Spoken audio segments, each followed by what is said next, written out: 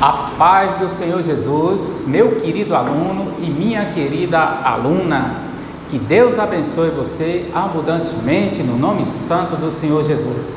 Eu sou o professor Roberto Herculano, faço parte da equipe de fé do pastor Ademir Pereira, isso mesmo, pastor Ademir Pereira, um homem abençoadíssimo, né?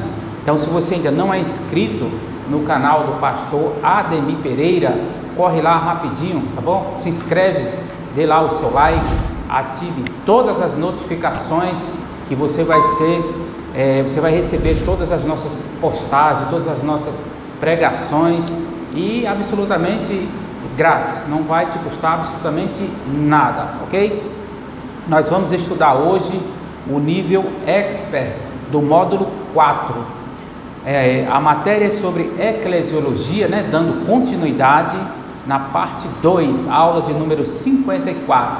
E hoje nós vamos estudar nomes e significados da igreja, ok? Mas antes eu convido você para fazermos juntos uma oração em agradecimento, como fazemos de costume, né? Então vamos, em reverência ao nosso Deus Todo-Poderoso, fazer uma oração. Curve aí a sua cabeça, feche os seus olhos, onde quer que você esteja, faça um sinal de reverência para o nosso Deus Todo-Poderoso. Poderoso Deus e eterno Pai, aqui estamos mais uma vez reunidos diante da Tua santa presença. Eu quero, Senhor, que Tu me capacite, porque o aluno que está assistindo agora, seja quem for que esteja assistindo agora, está precisando desta pregação, está estudando a Tua palavra, ela quer buscar conhecimento sobre os mistérios do Teu reino. Então vem sobre esta pessoa agora, vem sobre mim, estou ministrando essa palavra, me capacita, me dá unção, em nome do Senhor Jesus, que a Tua palavra chegue ao lar, onde quer que esteja, com muita clareza, sobre todos os mistérios do Teu reino, e edifique essa família, edifique esse aluno, edifique essa aluna que está assistindo agora. Em nome do Senhor Jesus, derrama uma bênção sem tamanho, sem medida, meu Pai, para a vida desta pessoa, derrama uma bênção em todas as áreas financeiras, em nome do Senhor Jesus, na área conjugal, profissional, não importa o que esta pessoa está precisando, meu Pai, supre ela agora de todas as suas necessidades. Então, meu Pai, abre a mente desta pessoa para que ela possa absorver os conhecimentos do mistério, meu Pai, do Teu reino, sobre os conhecimentos, sobre o aprendizado da Tua palavra, meu Deus. Em nome do Senhor Jesus, tudo isso nós te pedimos, desde já nós te agradecemos, porque nós cremos que assim será feito em nome do Senhor Jesus. Amém e graças a Deus. Muito bem, começando oficialmente agora, o nível Expert, que tem sido uma bênção para a vida das pessoas, né, que estão estudando aí, nossos alunos do curso superior de teologia, João Ribe Palharim, né, cujo o coordenador é o pastor Ademir Pereira, né? Então, vamos começar oficialmente a nossa aula de hoje. E lembrando, você que se sentir, que Deus tocar no teu coração, se você quer nos ajudar a esta obra, quer se tornar um pregador no telhado, Deus fala a teu coração, então você acessa aí uma dessas contas que aparecem aí no rodapé do seu vídeo, né? Faça aí a sua doação, faça a sua transferência, seja um pregador do telhado, em nome do Senhor Jesus. Muito bem,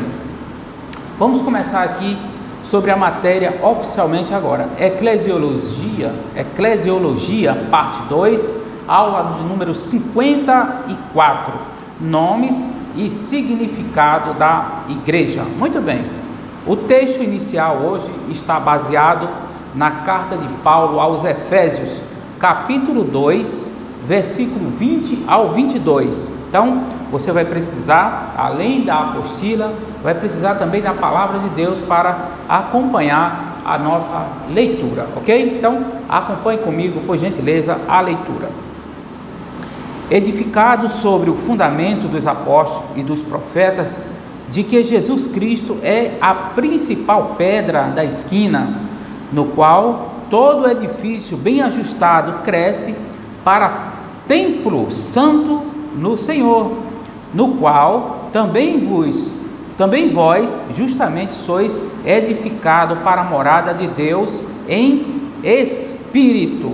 Muito bem, então nós estudamos na aula anterior, né, sobre o significado desta pedra, né, biblicamente falando, né, ao se iniciar uma obra, né, primeiramente lança-se a pedra, né, que é o mais importante para o alicerce. Então Deus, ele escolheu o seu Filho Jesus para ser essa pedra fundamental, né, sobre a qual o seu povo construiria sua vida.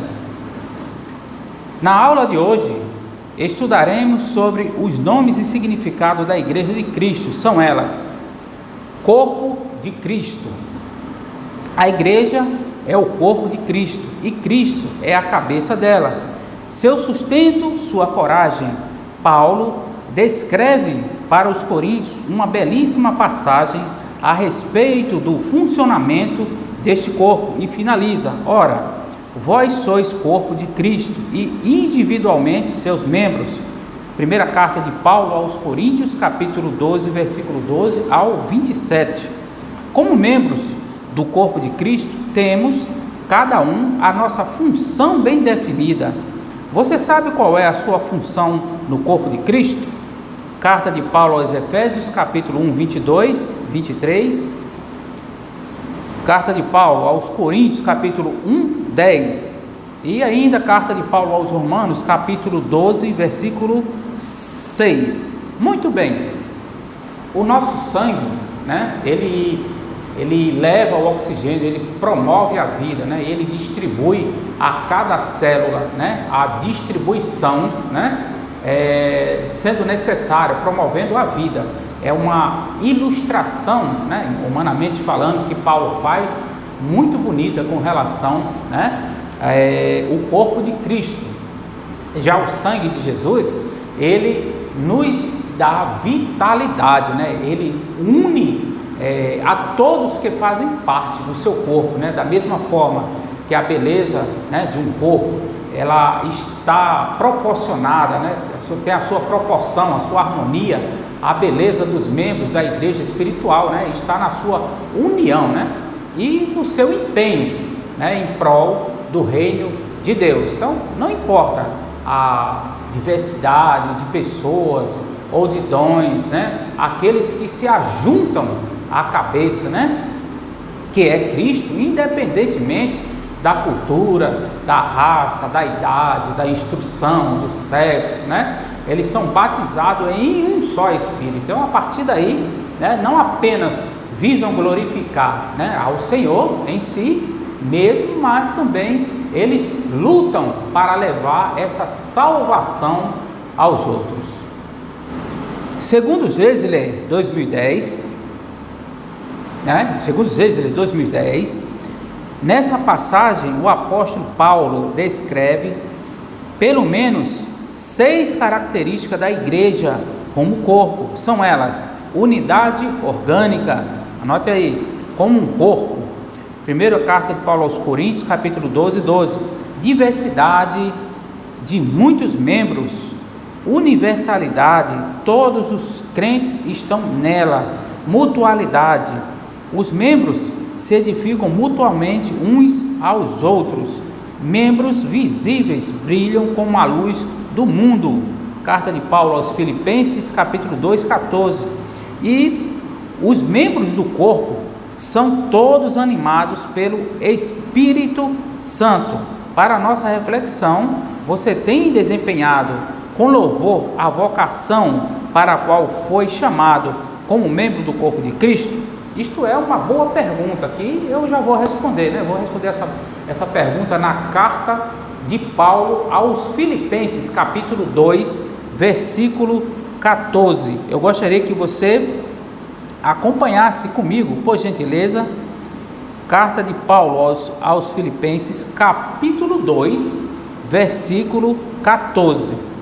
Fazei todas as coisas sem murmurações, nem contendas. Muito bem, vejam só, de nada adianta, né, prestar qualquer tipo de serviço a Deus com murmurações, né? De nada adianta você fazer a obra de Deus, né, questionando isso ou aquilo outro, né? Porém, isso é o que tem acontecido, infelizmente, com muita gente, né, que até faz o que é certo, mas com intenções erradas, né? E é melhor nem fazer nada, né? Pois quando há o espírito de murmuração, é porque não há fé. Deus não se agrada assim, né, de nada do que é feito para seu reino com reclamações, ok? Então, portanto, desempenhe o seu chamado, a sua vocação, né, como membro do corpo de Cristo, com alegria, né, com satisfação, com louvor, com amor, né, com todas as qualidades benéficas que merece o Senhor Jesus. O outro nome é a noiva de Cristo. Acompanhe comigo. A igreja é retratada como noiva de Cristo, e Cristo, o noivo que a amou de todo o seu coração. Apocalipse capítulo 21, versículo 9. Apocalipse capítulo 21, versículo 9. Outras referências bíblicas você pode estar acompanhando aí, né? Evangelista Marcos, capítulo 2, versículo 20. Evangelista João, capítulo 3, versículo 29. Segunda carta de Paulo aos Coríntios, capítulo 11, versículo 12. Ainda, carta de Paulo aos Efésios, capítulo 5, versículo 25 a 33. Assim como a noiva anseia pelo seu noivo e pelas suas bodas, devemos ansiar pela volta do Senhor Jesus. É grande o meu prazer no Senhor, regozija-se a minha alma em meu Deus, pois Ele me vestiu com as vestes da salvação e sobre mim pôs o manto da justiça, qual noivo que adorna a cabeça como um sacerdote, qual noiva se enfeita com joias. Livro do profeta Isaías, capítulo 61, versículo 10. Muito bem, o Senhor Jesus é o noivo celestial, né? E a noiva é a igreja glorificada, ok? Então, ela se apresenta diante, né? Ela se apresenta diante vestida de branco, né? Simbolizando assim a sua dignidade, né? E a sua pureza, pois foi lavada no sangue do Cordeiro. Então, a igreja precisa ser pura, precisa ser santa, imaculada. Isso só é possível, né, se ela viver a sua fé. Então, o sacrifício do Senhor Jesus nos faz justo diante de Deus. Então, Evangelho segundo João, capítulo 3,16, né, fala que aquele que tem a esposa e o esposo, mais o amigo do esposo, né, que lhe assiste e ouve, alegre-se muito com a voz do esposo. Então, para exortar seus discípulos, João cita o exemplo de um casamento em que o Senhor Jesus é o esposo e a sua igreja a esposa. A esposa de Cristo. A igreja é também chamada de esposa de Cristo. Apocalipse capítulo 21, versículo 9. Carta de Paulo aos Efésios, capítulo 5, versículo 24 e 25. Num relacionamento como o casamento, a esposa se dedica ao marido, é fiel a ele e amiga, é cúmplice, trata-o com respeito e sabedoria, ama-o, entre outras coisas. Como esposa de Jesus, como você tem se comportado? Isto é uma boa pergunta, né? Com fidelidade, respeito, amor, cumplicidade, intimidade e confiança. Ora, o marido é a cabeça, né? O marido é a cabeça de Deus, foi a cabeça, né, de casa, aliás, foi Deus quem determinou, desculpa.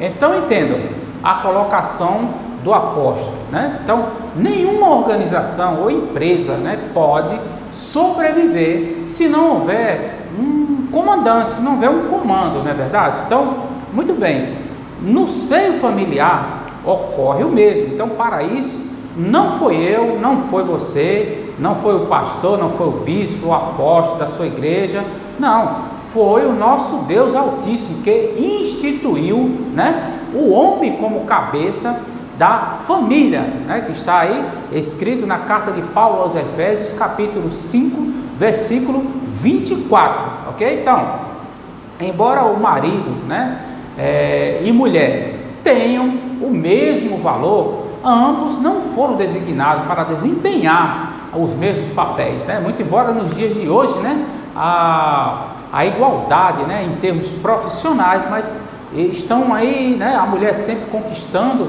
o seu espaço, né, fazendo coisas que realmente o homem faz em determinadas profissões, mas que realmente, né, embora eles tenham aí o mesmo valor, ambos não foram designados para as mesmas funções, né? Então, se a mulher deve se sujeitar ao seu marido, né, Deus determina que o marido deve sim amar a sua esposa, né? Agora, a qualidade e a medida desse amor são exemplificadas pelo amor perfeito que o Senhor Jesus demonstrou, né, pela igreja, a ponto de se entregar até para a morte, né, conforme fala no evangelista João, capítulo 10, versículo 18. Então, muito bem, nos dias atuais, né, muitos laços de casamento são enfraquecidos devido a um fator chamado infidelidade, infelizmente, né, ou mesmo a falta de renúncia, né, a falta de compromisso,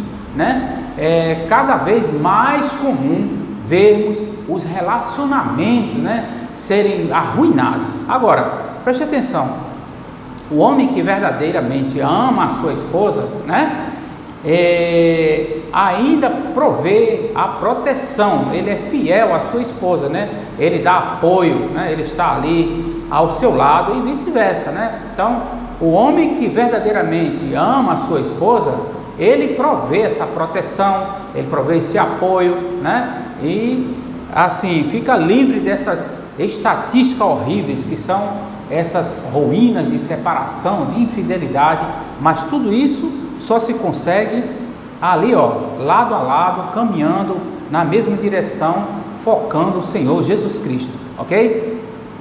Então vamos continuar aqui na nossa leitura. A edificação de Cristo, casa espiritual, sacerdócio santo. Cristo é a base da igreja, o fundamento, o seu construtor. Carta de Paulo aos Efésios, capítulo 2, versículo 20, 1 Pedro 2, 7. E nós somos como pedras vivas, né? Casa espiritual, sacerdócio santo, sois vós também, quais pedras vivas edificadas como a casa espiritual, para seres um sacerdócio santo, a fim de oferecermos sacrifícios espirituais aceitáveis a Deus, por Jesus Cristo. 1 Pedro 2, 5. Ora, veja que interessante, a igreja ela é retratada, né, como templo que cresce continuamente, né, com os que são regenerados e salvos.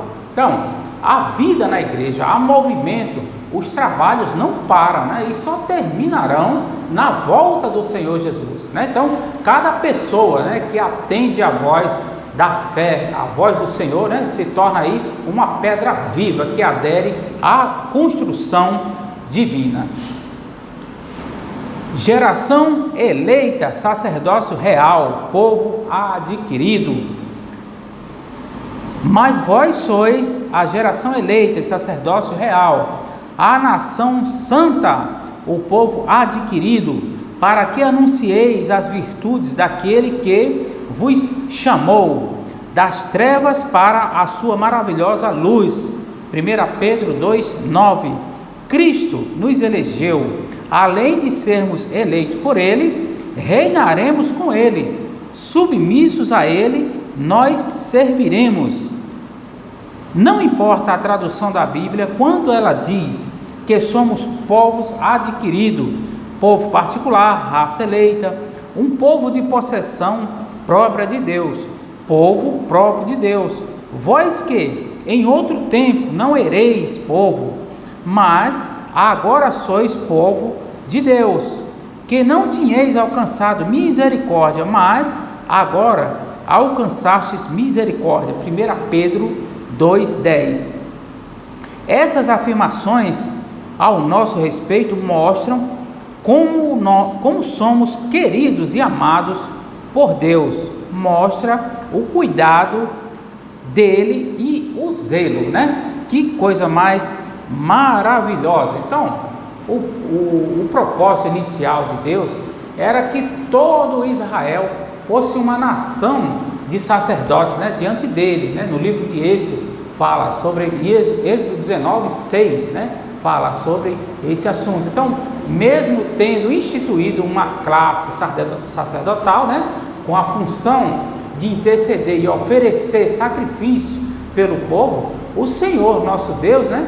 Deu ainda assim, Deus desejava mesmo assim, né? Que cada israelita mantivesse, né? A sua comunhão com ele, né? Carta de Paulo aos Efésios, capítulo 1, versículo 4.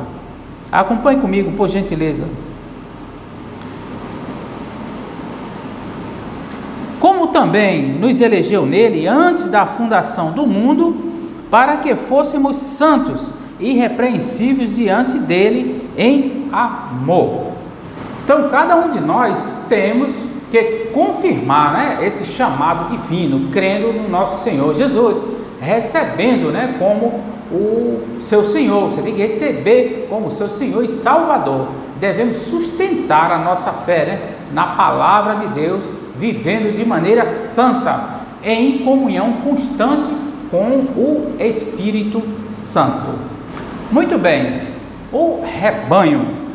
Somos ovelhas, João 10:1-30, do pastor mais amoroso do mundo, o bom pastor, descrito no Salmo 23, né?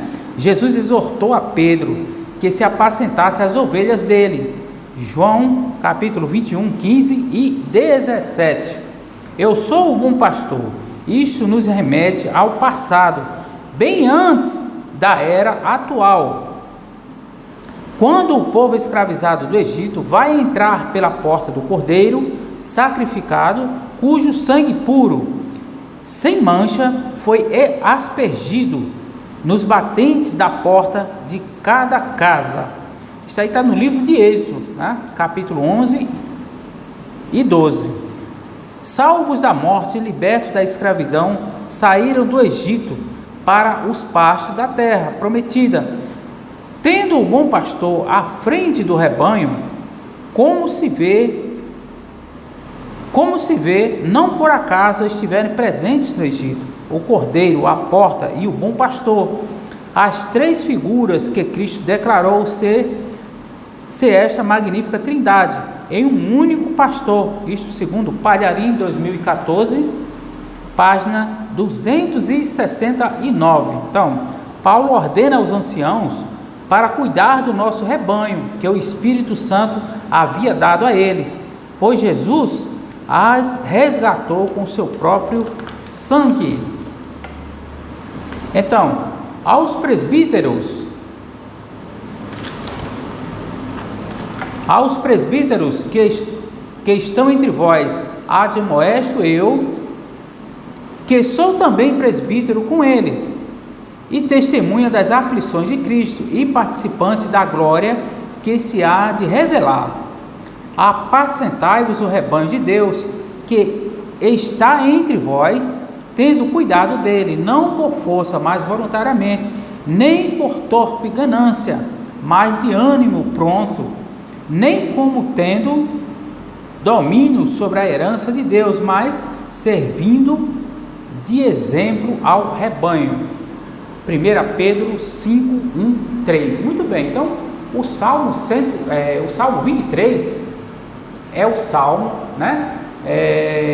O Salmo 23, o Senhor é o meu pastor, nada me faltará, né? Porque quem ainda não conhece esse Salmo, um Salmo muito conhecido. Então, este é um dos mais lidos e belos textos sagrados, né? Então, ele expressa aí, né, o precioso cuidado, né, do Senhor para com os seus filhos, né? Então, a figura do bom pastor, né, com as ovelhas mostra a plenitude, né, deste relacionamento, né? Então, a ovelha é o animal mais incapaz de cuidar de si próprio, né? Pois ela é ingênua e indefesa. Não sei se você já ouviu falar disso, mas realmente é uma realidade. Ela tem pouca visão, né? Facilmente se coloca em perigo, né? Por isso precisa de cuidado do pastor. Então o pastor guia, o pastor protege, né? Ele alimenta, ele orienta, né? E elas, né, em agradecimento a esse cuidado, segue. Então Deus tem esse cuidado especial conosco. Então agora Ele só age com aqueles que se submetem a eles, né? Ou seja, na obediência, na palavra. Então muitos hoje andam de maneira errante, porque rejeitam o pastor, ou seja, Deus, né? Infelizmente. Muito bem, seguindo aqui com a leitura. Para ajudar-nos a entender a natureza da igreja, as escrituras usam uma ampla variedade de metáforas, né? E imagens que descrevem a igreja. Há diversas imagens de família. Por exemplo, Paulo vê a igreja como família quando diz a Timóteo que agisse como se todos os membros da igreja fossem membros de uma família maior. Não repreendas ao homem idoso, antes exorta-o como o pai, aos moços como os irmãos, as mulheres idosas como as mães, as moças como as irmãs, com toda a pureza. 1 Timóteo capítulo 5, versículo 1 e 2. Deus é o nosso Pai celestial, né?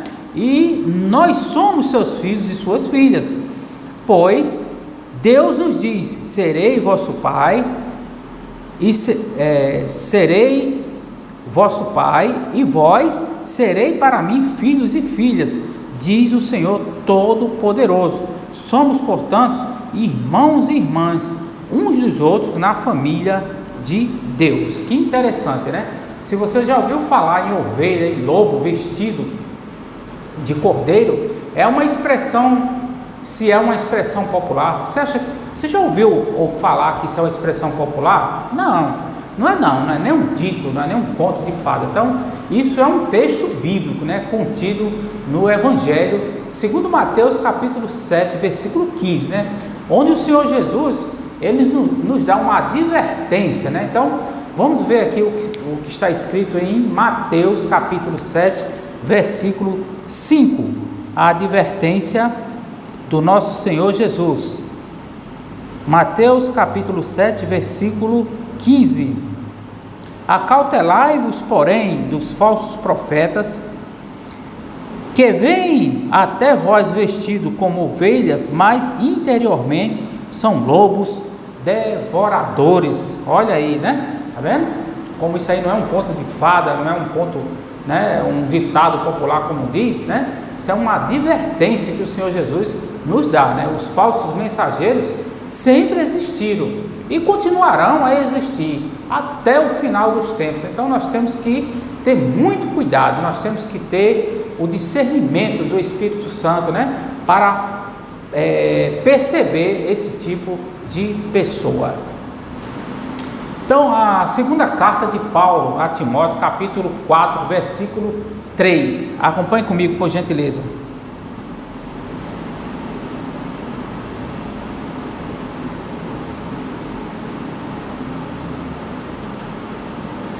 Porque virá tempo em que não sofrerão a sã doutrina, mas tendo comichão nos ouvidos, amontoarão para si doutores, conforme as suas próprias concupiscências. Então, o apóstolo Paulo, ele está aqui advertindo, aqui na autoridade do Espírito Santo de Deus, né, que haveria aí no futuro um tempo, ou seja, nos dias atuais, nós já vemos isso aí, ok? Então, em que as pessoas não suportariam a pureza da palavra. Já pensou, né? Da palavra de Deus. Seria aí um período de intolerância, né? E de depravação, né? Tão intenso que as pessoas virarão as costas com ódio, indignação, desprezo, né, aos princípios sagrados, né? Então, a gente já vê isso, muitas vezes a gente anda aí evangelizando, pregando, né, a palavra, mas as pessoas realmente, muitas vezes, escuta até por educação, mas rejeitam lá na frente, amassa o papelzinho, o panfleto, né? E despreza, realmente despreza, sai até falando mal, infelizmente. Então, diante de todas essas características citadas, né? Então, as pessoas satisfazem, né, seus próprios interesses, elas acabam aí elegendo os seus próprios mestres, digamos assim. Então essas pessoas são os maus instrutores, né, liderados, né, pela artimanha do diabo, né, que fica, né, ao dispor dessas pessoas, né. Então as pessoas ficam a dispor do maligno, né, fazendo essa vontade, né, e que ainda possui um grande número de adeptos. Infelizmente é isso, as pessoas fazem o mal, ainda arrastam pessoas lideradas aí pelo inimigo, né? Sendo adepto aí desse mal, fazendo as coisas que não agradam a Deus, infelizmente, né? Então isso acaba sendo aí um enorme contraste, né, com os bons servos, que são escolhidos segundo o coração de Deus. Segundo o Geisler 2010, né, cita ainda algumas figuras de linguagem no Novo Testamento que retratam um relacionamento pessoal, vital e íntimo entre Cristo e sua igreja. Pedra de esquina, templo, marido, virgem, governante, cidade, possuidor, possessão, primogênito, família, criador, nova criação, herdeiro, herança, videira, ramos. Podemos citar também sumo sacerdote, reino de sacerdotes. Então tem aqui nessa estrofe aqui onde tem Gênesis de 2010 muitas referências bíblicas falando sobre, né, esta linguagem, essa figura de linguagem que o Novo Testamento, né, nos mostra. Então Jesus, ele é o fundamento, ele é a rocha, a pedra principal, conforme nós vimos lá nas aulas anteriores, né, dessa construção espiritual. Então nós somos chamados, segundo Jesus, de pedras vivas, né, que formamos aí esse grande edifício espiritual, né, que é a igreja dos dias atuais. Então esse templo espiritual, ele sobrevive, né, desde o princípio até hoje, e sempre, né, sempre sobreviverá, porque as portas do inferno não prevalecerão. Antes, né, prevalece a santa e gloriosa palavra de Deus, né? Então, o Salvador Jesus Cristo, Deus Todo-Poderoso, sempre prevalece este nome para sempre. Então, a ampla gama de metáforas usada para refletir-se a igreja no Novo Testamento deve lembrar-nos de que não devemos concentrar-nos em apenas uma delas. Por exemplo, embora seja verdade que a igreja é o corpo de Cristo, precisamos lembrar que essa é apenas uma das metáforas dentre muitas.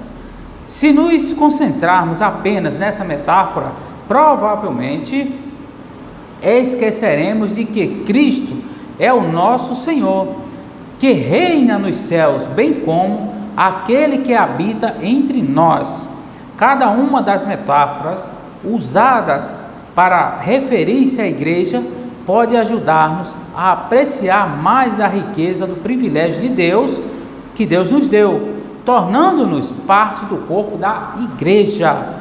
O fato de a igreja ser como uma família deve aumentar o nosso amor e a nossa comunhão mútuas. A ideia de que a igreja é como a noiva de Cristo deve se incentivar a luta por mais pureza e santidade, e também para que cresça em nós o amor por Cristo e a submissão a Ele. Que interessante, né? Então, conforme falamos na aula anterior, a igreja sempre foi, né, um projeto de Deus, desde a fundação do mundo. Porém, a igreja, ela veio a surgir muito após, né, a morte, crucificação e ressurreição do Senhor Jesus, né? Quando ele subiu ao céu, né, passou aí a existir a igreja, mais precisamente, né, no dia de Pentecostes, né? Foi a partir daí que começou o chamado igreja primitiva.